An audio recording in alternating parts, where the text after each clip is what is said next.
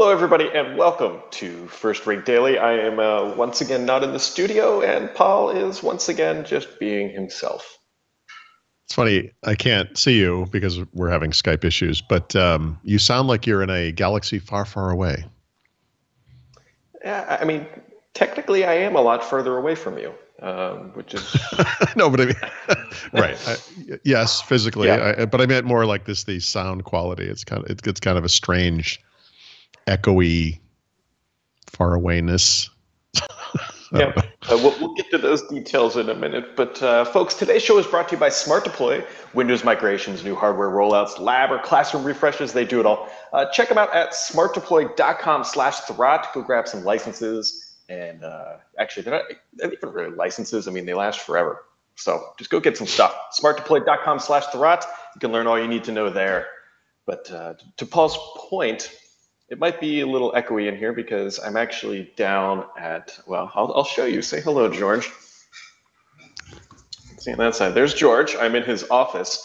And these walls, and quite literally everything here are, oh, I just moved the desk, are concrete. And so it's a little echoey. And if I was going to give George some feedback, I said, this is a great podcast studio. Yeah, exactly. I was just going to say, get some of that sound, material like they have in recording studios, and just paper the walls and the floors and the ceiling with it. Yeah, like this room would actually be a nightmare to do podcast in every single day because I would have to cover it in sound isolating foam. Paul, you unfortunately can't see this, but I did tweet it out. George actually has a very vintage artifact from back in the day. And the viewers will be able to see this. This is actually a Windows ME bottle of wine. Oh, yeah. Nice. Yeah. From September 14th, 2000. Unlike wine, Windows ME did not improve with age. No, it definitely did not improve with age. As I told George, the only reason I ever installed that OS was because I like the icons better than what was in Windows 98 SE.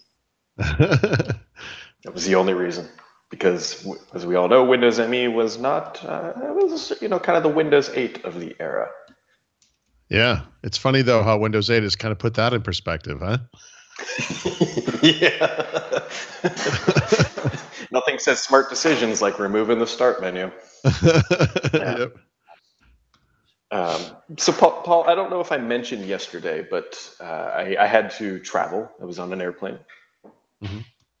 I might have mentioned that a couple times. I got to tell you, man, I almost threw my iPhone out of the airplane at 36,000 feet. So when I left my house at noon, or noon, maybe a little late, earlier than that, 11:30, let's just say, flight left at 12:20. I had a 100% battery charge, 100%. Now I have an iPhone 7. By the time I got to Alabama, or Pensacola, which is where I was flying to, a mere 4 hours later. Now, mind you, when I was on the plane, my phone was in airplane mode. Minus Bluetooth was on because I was using my stupid AirPods. I was not streaming Spotify. It was all local music on my phone. When I got to Pensacola, Florida, I had 9% battery life. Wow. 9. This is a 6S, right? No, 7. It's a 7. Oh, dear God. Wow. It's only a year old. Yeah, I don't believe in many. There's two conspiracy theories that I believe in my life. The first one, which I think is hilarious, is that the weathermen and grocery stores are in cahoots, and so that anytime there's a snowstorm, they hype it up really bad, so people run to the grocery store and buy all the food and jack up the stock prices. That is conspiracy theory number one that I believe. Conspiracy theory number two is that Apple, after 365N+1 in their software, battery degrade by 10% every week after. It's ridiculous how bad the battery life gets as soon as these things turn a year old, and that shouldn't be. I saw a story in the New York Times recently that claimed that our belief that iOS in particular, but let's just say any mobile platform, deliberately makes battery life worse on older devices is wrong, and here's why. And then you read the article, and they really don't explain why. They sort of say, well, Apple tells us they don't do that, and blah, blah. It's like, well, I'm sorry, but the reality is we've all experienced this, right? And it's fair to say that over time, as you add apps and things to the phone, you're bogging it down in its own way. But the one thing that I do all the time is reset these devices. And one of the things I complained about over the past year was the performance rot that I experienced on the original Google Pixel XL. And that was something that came back again and again and again. And I reset that thing at least 6 times that year. And by reset, I mean, download a factory image, use command line tools, like really complicated technical process. I don't mean like I reset it using the software on the phone. I mean, I blew the thing away, which is something I was going to say you can't do that on iOS, but actually, yes, you can. I think this kind of thing is real. I think this is Apple telling you, iPhone 10, Brad, look how pretty it is. Battery life is really good. This was going to come up. And people keep asking me, like, Brad, why don't you just buy the iPhone 10? And here's my problem. Cheap. I am cheap. I mean, from that perspective, like, it's a good way to be, by the way. Yeah, I'm not going to buy it on the monthly plan. Like, I hate subscription services. I don't want monthly payment. I'm happy to pay one payment. And so, well, let me offer you a happy middle ground on that kind of thing, because I did start on the iPhone upgrade program. I don't remember now. I think it was with the iPhone 7. Yep. I don't remember when I started it. No, I think it was with the iPhone 6S, because I think I upgraded. Remember I got the gold one for the 7. Anyway, it doesn't matter when I did it. But I, this past year, paid off both the Pixel. Actually, I paid off 3 phones. I paid off the original Pixel XL. I paid off the iPhone 7 Plus. And I paid off the Google Pixel 2 XL. I just paid for that right away, like really quick. But on each of those, I did the installment plan thing. And, you can pay extra, so like in some ways, like if you think about something that's like $1,000 purchase, if you don't have $1,000 in cash to throw at something, which frankly, most of us probably don't, this is kind of a nice way to spread it out, and it's no interest. And in my case, like what I've done, and on purpose was I try to pay these things off quickly. So I get money, from like Amazon or whatever. And it's like, I throw that toward devices. And this is like a way that I kind of pay for these things more quickly, but can still buy them up front, without putting it on like a credit card at 15 or 18% or whatever. Like, I don't mind paying for Office 365 because I pay it roughly every March. I don't mind paying for like a once a year thing. Xbox Live. I mean, these are all subscription services that I pay for. I don't mind paying for them 1 month for the year. I don't like paying things every single month. I just want to pay it once a year and then be done. I mean, that's how I like subscription services to work. Is that type of a model? Yeah, no, I'm not. Look, I feel it's a weird thing. I mean, from a financial perspective, if you follow, like you do more than I do, really. I mean, if you're into this kind of stuff, or we're drowning in monthly fees, right? And mortgaging anything is a mistake in many cases, right? I think a lot of people get abused by credit and so forth. But I would just say that a phone is something you use every single day. And I think that elevates it to a different place. So I'm not, again, I don't mean to say, Brad, you need to do that. I don't mean it like that. But I think given the importance of the device, Brad, you need to do this. No, no, I don't. I hate saying that.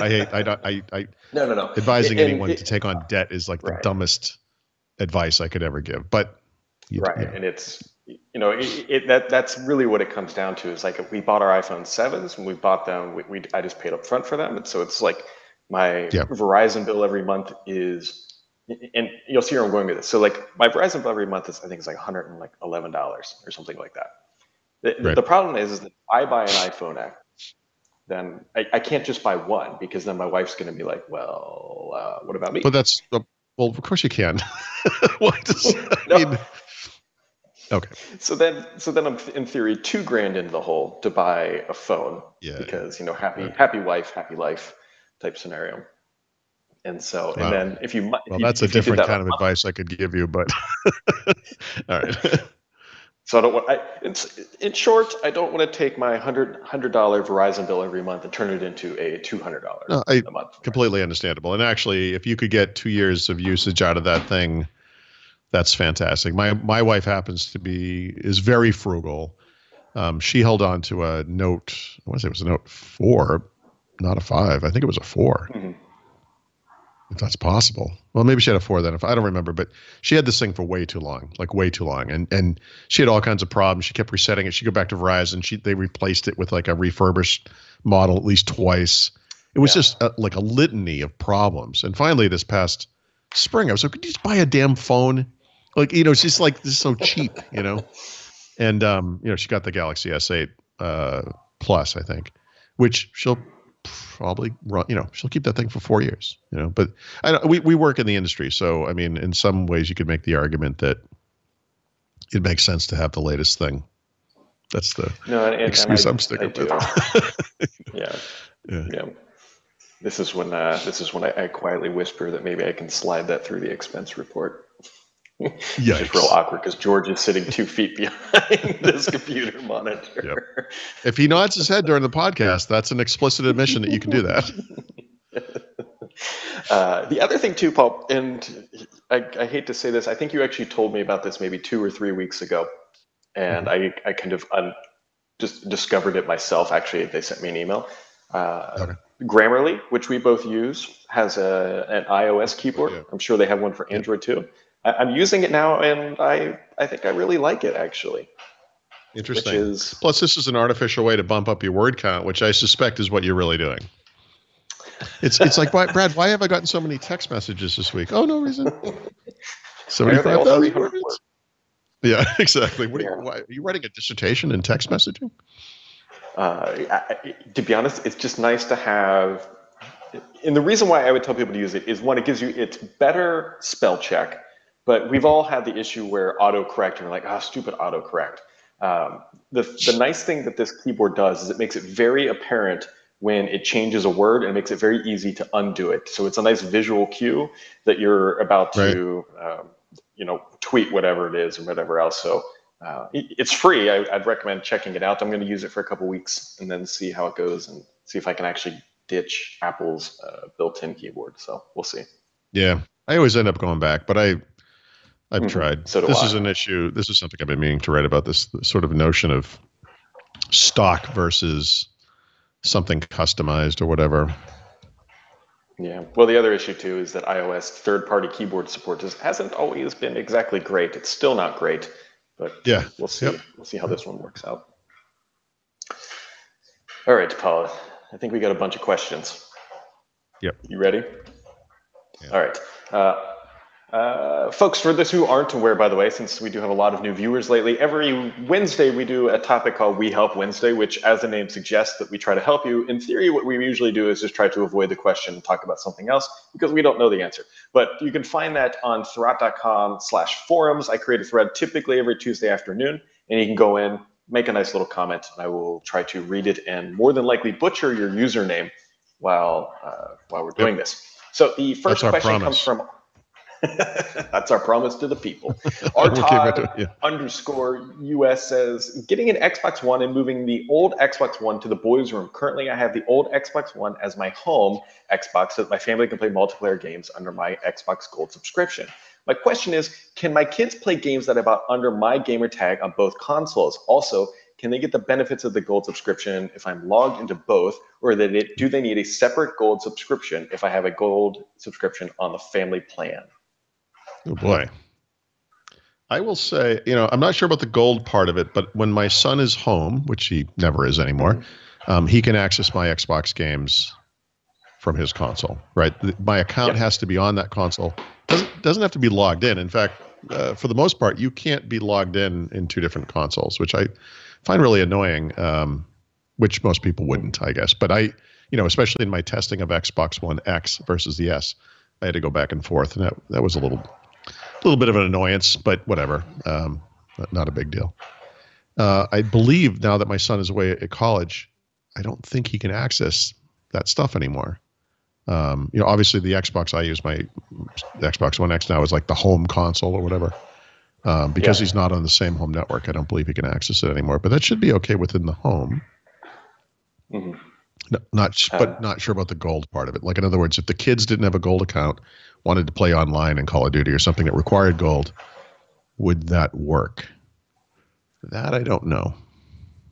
Yeah, J.R. Flynn actually jumped in with a recommendation or a comment. I'm assuming that he has this set up because I currently don't. He says, they will have no problem playing your digital title on the Xbox One that is your home system.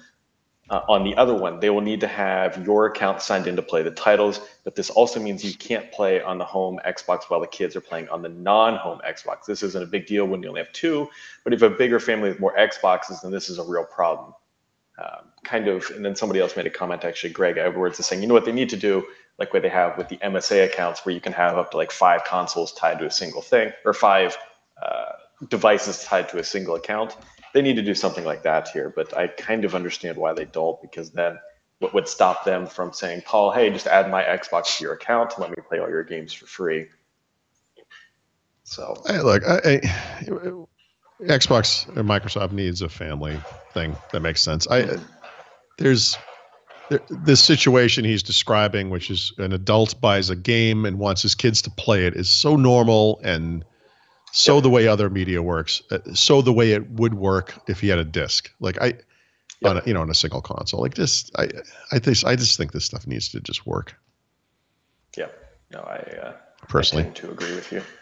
Next question comes from Greg Edwards. He says, I prefer to keep personal and work appointments on separate calendars, but Exchange only uses my main calendar to show my availability to others in my organization. Is there a better approach than manually duplicating my appointments on multiple calendars, or do I just have to use my work calendar for everything that affects my availability? Gosh.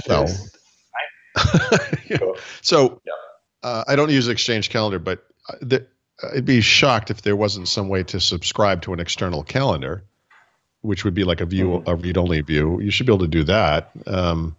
But I can only assume that what he's talking about is a web interface, because that's where you're not seeing it. So the solution would be to use an application that can load multiple calendars. Yeah, but then what we don't know is if Exchange will show the availability, which might be the bigger issue. So that when I'm assuming, in other words, there could be I'm not sure what Exchange policies are available for calendar per se, but let's say that you decide to use the Windows 10 calendar app, and you say, well, here's my Exchange information, and you get the little pop-up that says, hey, we're going to apply policy. Is that okay? And you're like, yeah, whatever. You have to, because you want to use the calendar. And then you want to use your Gmail calendar, or whatever it is, or Outlook.com, and is there an Exchange policy that would prevent you from doing that? I don't believe so.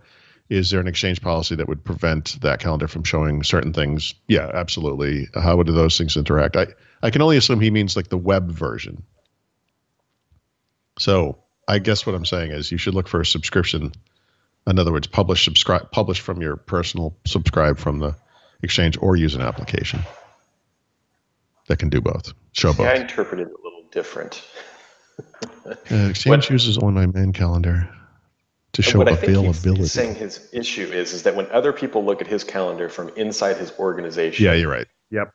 It says he's busy. Yep. And so he's trying to find a way to show that he's busy with another calendar. Yep. 2 people at work using Exchange, right? Yep, yeah. I see it now. I'm sorry. Okay. I remember there was a way there should be a way to import that stuff. I'm trying to remember, because I've known it's been done before, where it won't necessarily say what the appointment is, but you might be able to. It'll say busy available. Yeah, just toggling that on. That way people can't see your personal stuff. They just know you're busy. Let me do a neat sidetrack here, because we can't answer this question, obviously. I don't know of an easy way. There was a question last week, I think, that had to do with Gmail or Google Calendar on the Invoke. Does that sound familiar? Yes. Yep. That problem, I think, has been fixed. This week, Microsoft added, or is in the process of adding, Google compatibility to Cortana. It's available on Windows 10 now. I assume it's coming to mobile any second now, and I assume that will help us get it on on Invoke and other devices too. So, I think a fix for that problem, if it isn't already there completely, is on the way. Yeah. Next question comes from. Yeah, we'll blame Paul for this one. Next question comes from John Lavy. He says, do we have any knowledge as to whether Microsoft will be issuing a new Windows Insider upgrade soon before the holiday break? I believe that the last Windows Insider update was November 22nd. I thought there was something before. I think there was something a little sooner, but it might have been November. So yeah, they've had some kind of weird issue they've never really explained. But the issue I think he's implying here is that in mid-December, Microsoft leaves, and that includes the Insider program. So if we don't get a build in the next couple of days, that's going to be it until January.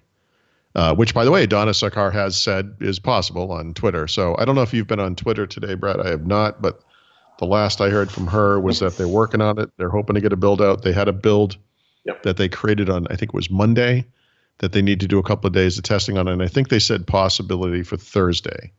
But I've not been online today, so I don't know if that's been updated. Yeah, so we'll see. We don't have any really good insider knowledge. I shouldn't say we don't, but I mean, these builds that they do. But they're pretty public about it. So actually, if you want to know the answer, just follow Donna Sakar on Twitter. She tweets about this stuff all the time. Mm-hmm. Next question comes from J.R. Flynn, and this one's for you, Paul, I believe. Okay. He says, when are we going to get a state of the site update? This is not related to the staff coverage or changes recently that were announced, but more about site features and changes that have long been in the works. Oh boy. And he has a laundry list of topics here. Yeah, no, these are some good ideas. So some of the suggestions, comment and thread reporting both for content and spam, video feed for the podcast, the ability to ignore or hide users, which I think we've discussed that we're looking at. The thread on Petri section on the side should include all Petri articles. That's a great idea, by the way. Because I only do the one article a week now. Modular site. Like a custom. While you're reading this, I can comment on one of these things. The video feed for podcast. This is a very. I go back and forth on this one a lot because here's the underlying issue with a video feed RSS is that we can't use YouTube to host that video file to create an RSS feed. It can't be done easily, which means that we have to use a third-party host. We can't use Vimeo either, which basically means we have to host the video file from all of these podcasts into that RSS feed. You can't use archive.org, which is what everyone recommends. They don't allow files of this size. Keep in mind, folks, that the size of these files can easily be over a gig, if not more. And so the problem becomes that we then realistically have to pay to host the RSS video file, which is a pretty significant increase in bandwidth. And we just haven't found a great way to do it yet. And I know we get this a lot, but realistically, the best thing to do is just to subscribe to it on YouTube, the channel. And every time we upload a new video, you're going to get an alert. And that's kind of the best solution right now. But I don't, at least in the super near future, I don't see a video RSS feed popping up. We have the audio RSS feed, though, obviously. So. Well, okay. Yeah, he's got some good ideas. He mentions that he says the giant links to old articles on the landing page. That's like the featured article graphics that, as he says, takes up nearly half the landing page. It's a fair comment. The problem there is that they don't get changed regularly because it's a manual process right now. It's also an error-prone process, which I kind of don't like. But that's something we've discussed. Fixing that or changing it or removing it on some of the sub hubs or whatever you want to call those, like landing pages. This is good stuff. So we should. We have a weekly meeting on Thursdays. What I can tell you is I will forward this to everybody and we will talk about this amongst ourselves. But thank you for this. These are all good ideas. And the last comment comes from here, and it's not Paul's nickname for Paul, but this is the actual user nickname, CP. That's not Paul's pet nickname. No, anyone have a way of my nickname is Sea Lion. Jesus. Anyone have a way of turning off the animated thumbnails in the new YouTube app for Roku and Xbox One S? The new app has been a real problem on Roku, crashing at least once a day. I don't use either one of these. No. Unfortunately. This reminds me of an issue. I over the course of the past 10 years, I have almost written articles about the New York Times at least a dozen times. And one of the things that their mobile app does, which is how I read the paper, which I find increasingly aggravating, is lots of animations, right? And so if you picture, like on our site, we'll have a picture at the top of the article. The New York Times does that. And then they have these ads that kind of go throughout the article, and it's always the same ad, like duplicated 3 or 4 times. The thing that loads so slowly, you think what's loading is a photograph or a graphic, and then it loads another ad, and you're like, seriously? But that top picture often animates, and it's pointless, and there's no way to turn it off. And if you're looking through a list of like articles in a section like World or US or whatever, 1 out of every 10 or 11 of those will sit there in place and animate, further killing the performance.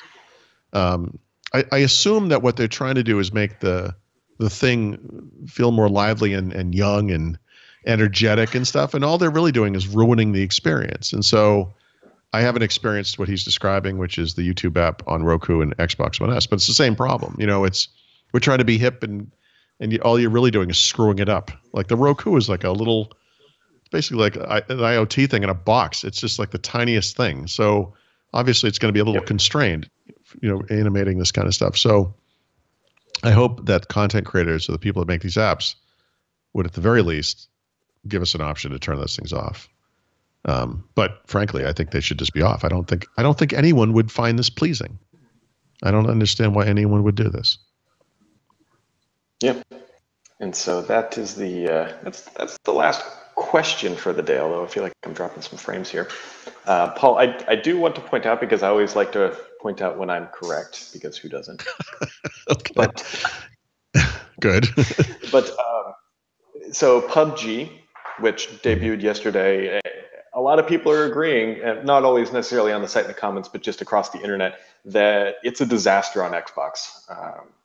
Xbox One X, it's okay, but on the base Xbox, which is the mass, you know, by far the majority of the install base, it's bad.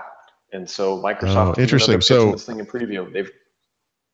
In other words, you're confirming that this thing actually does perform okay on Xbox One X at least, but that the issue is the Xbox One that everyone actually has. Yeah.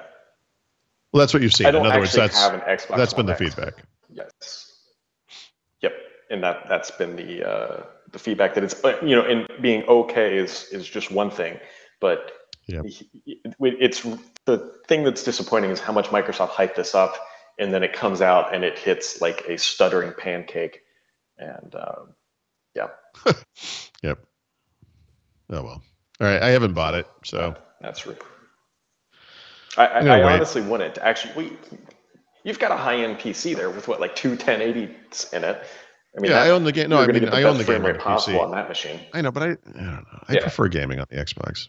I know. I'm the exact same way. It's like I would rather play this on the Xbox, but I don't want to. Yeah. It's just bad. I mean, it's not like it's to the point where it's not even like, you know what, I can tolerate the bugs or whatever. Like, it's not even the bugs. It's like just literally looking at the game feels like it's a GIF loading on the internet. So. I mean, my son plays this game regularly. I've looked. I don't actually even think it's all that graphically great. I mean, it's fine. To me, it looks like a typical shooter. Yep. I don't know. I don't know. Yep. I'll get it eventually. Yeah, no, I know you will, and I'll eventually play it on the Xbox. I'm not disputing this. It's just for people who are waiting for it and don't have a PC that can play it. It's just you know, sad trombone. So. Merry Christmas, jerks. That about wraps it up for me, Paul. You got anything else for today? No, kind of a busy day, but you know, I don't have to tell you that. So enjoy the sun. I assume there's sun. I just assume that when you say busy day, all I imagine is you walking around your house with your Pixel, putting Star Wars little holograms or whatever they're called, stickers all over your house. It was a fun day, but honey, I'm working hard today. I'm done with that. The one demo I did, I mean, I showed my wife and my daughter this, and it's just impressive. Is the thing where you walk around the Stormtrooper? You know, I made the video of that. Yeah. That's standing in the room. Like that's incredible. And this kind of speaks to the point I made about the HoloLens, which is that when phone makers started putting AR capabilities into their devices, I was like, well, that's the end of that. I mean, this is where you want it, on the device you have with you all the time. And it's where that field of view issue is not a problem, because we're very comfortable with the notion that this is the field of view. When you have something on your head, you expect the field of view to be the field of view, and to me that should be the advantage of such a thing. It's the advantage of VR, just that you get it's not 360 degrees, but you get some range of view or whatever. That's usually quite large. Does this work with the Daydream headset and that kind of stuff? The AR sticker thing? No, I think it's separate. Yeah. So the Daydream is just VR. Okay. The AR stuff is, and I've done some of it on the iPad and probably the iPhone, I guess, as well. But it's the type of thing where you don't have anything in your head. You're just looking at your phone, and so you're kind of restricted to whatever the screen is. I played like a game on the floor of my sunroom one time. It was like a mini golf game, and what it does is it lays the what do you call it? The mini golf course on the floor, hole by hole, which is kind of interesting. I briefly played a horror game. I did this on the iPad where they overlay stuff on the room you're in, right? And they're like, turn down the lights, it's pretty effective. The bigger the screen, the better. So interesting. All right. You got anything else for today, Paul? I do not. How about you? What are you doing today? What are you doing down there? You're just going swimming and having drinks, aren't you? It's like umbrella drinks and naps. It's a little chilly today to be really? Swimming. What does chilly mean in the context of Alabama? Well, it's 50 degrees outside right now. I think it's only going to get into like the low 60s today. Tomorrow it'll be about 70. So, it could be worse. I could be at home where there's snow on the ground. Yeah, it's freezing here and windy, which just adds to the excitement. Yeah, well, that's what I flew through yesterday, so you can imagine how much fun that is. But all right, we're gonna wrap it up here, folks. Folks, today's show is brought to you by Smart Deploy, hardware independent imaging software for businesses with 50 to 50,000 users. Check it out, smartdeploy.com/therat, and we will catch you right back here tomorrow.